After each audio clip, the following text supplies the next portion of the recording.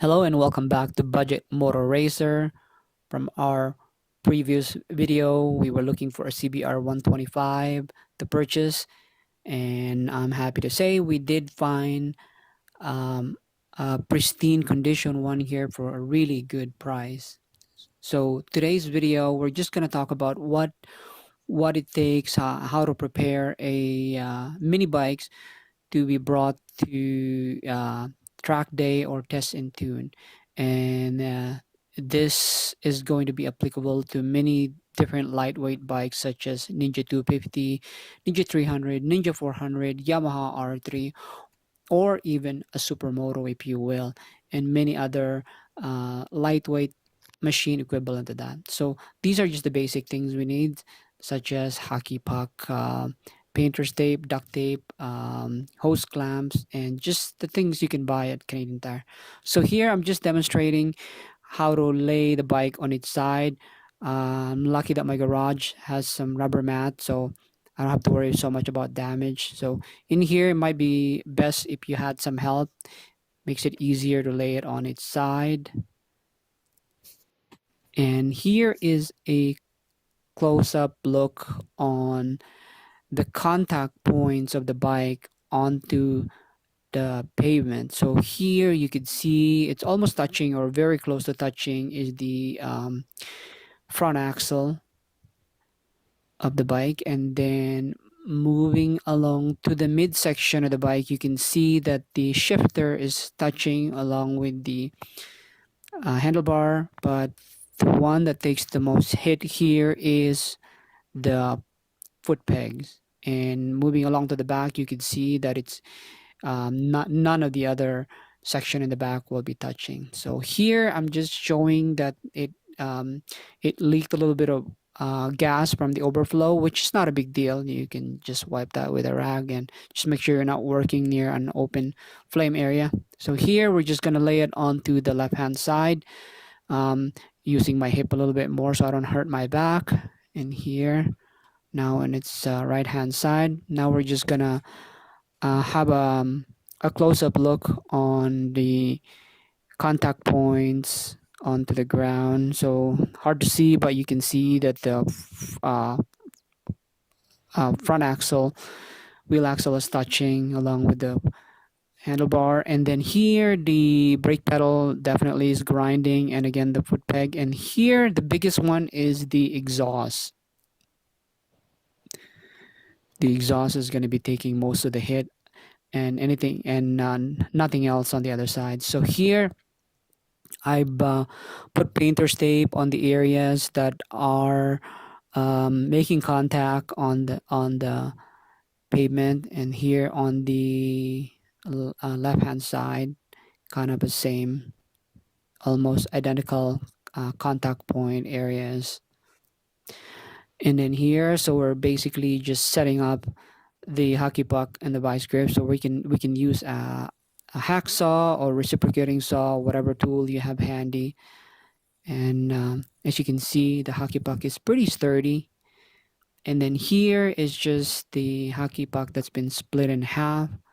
That's gonna go for the to the front forks, and then this one here, I cut it up into 4 different pieces.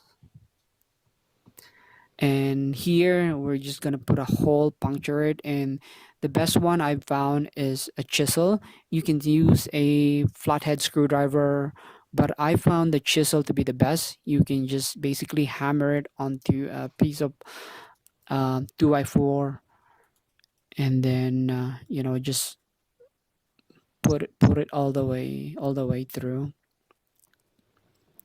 hammer it all the way through. So here, just demonstrating how where the hose clamp is gonna go. So this is what it looks like. And then here's the finished product, the two front ones, and then the the smaller one or the skinnier ones for the foot pegs. And then I made a really skinny one for the a brake pedal. here we're just installing it now, just being mindful that the hose clamp doesn't interfere with the wheel rims or any of the normal operations. You just kind of have to kind of wiggle it through and make sure it fits well, and just doing it on the other side here again. Same thing, just making sure it doesn't interfere with the brake disc or the wheel. And then here, just gonna remove these bolts somehow that's attached to the foot pegs. So it's just another weight reduction anyway, so it's perfect.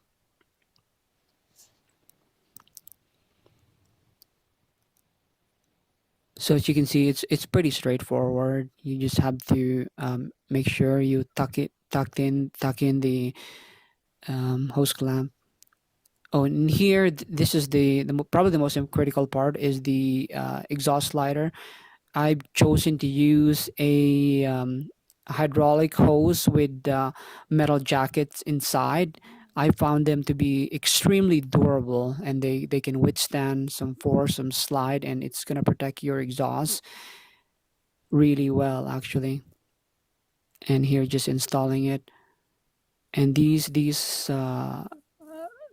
this hose is very cheap. It's like $1.50 from any hydraulic hose industrial stores that you can purchase them. Here's just a close-up view of the sliders now installed. As you can see, that should provide a pretty good protection of the bike sliding on the pavement, because the cart that the track that we share with the track owner, they keep it pristine. So we try to be mindful on doing our part to make sure that if we have an off, is that we don't damage the track. So here on the left hand side, just showing, and the shifter is it's encased with rubber, so no need to worry about that. As you can see here, it doesn't interfere. So now we've provided ample enough of sliders for the bike. Now it's time to tape up the glass and plastics that are gonna shatter upon impact. So I like to use duct tape because um, they don't leave those residue if you do wanna take them off after. So here we're just basically covering the glass headlight. It's tempered glass, but anyway, so this here is I selected a colored duct tape to kind of blend in with the bodywork color. I like to make the bike looks good. So even if you're just doing a track day, oftentimes there might be a photographer at the track taking your photos, and it you basically just want to make it look good. So here I'm just trimming away some of the excess tapes.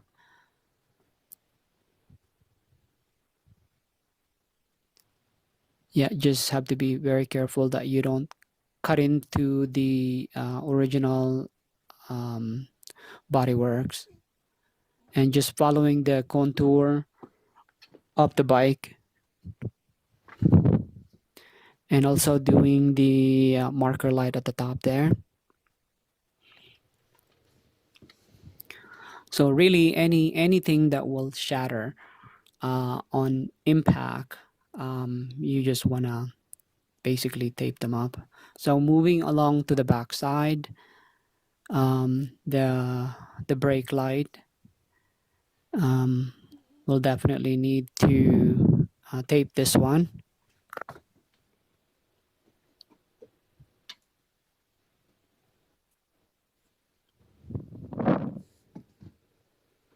And then the blinkers also, and then the reflector light. So again, just using white duct tape just to blend it in.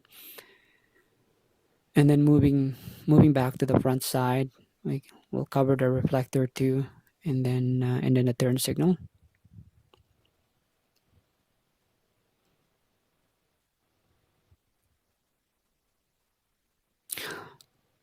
So as you can see, this is it's pretty quick to do. It should only really take a couple minutes to do. So here now is the, oh, now we're also doing the back reflector. So this is basically what it looks like when the bike is fully prepped for track day. In fact, um, you could even take it to the next level, and you can prep this for racing if you want to. You can just put a you can add your race number, silicone, a few areas that are required, such as the two wheel axle nuts, silicone those, and the drain plug, the radiator drain bolt, and then the oil filler cap, and then you should be up and running. Like, so it's really very straightforward actually.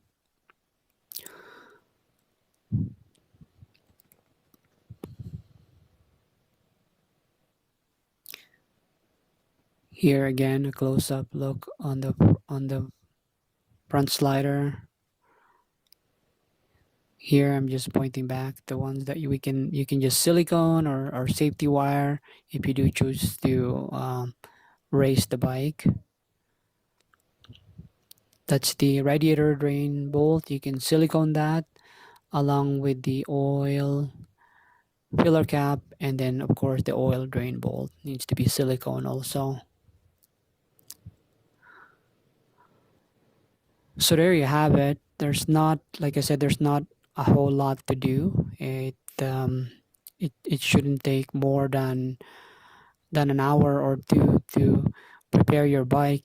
And the beauty thing about this setup is if you do try it and you find it that track riding is just not for you, then you can easily remove everything that you put on within just a couple minutes.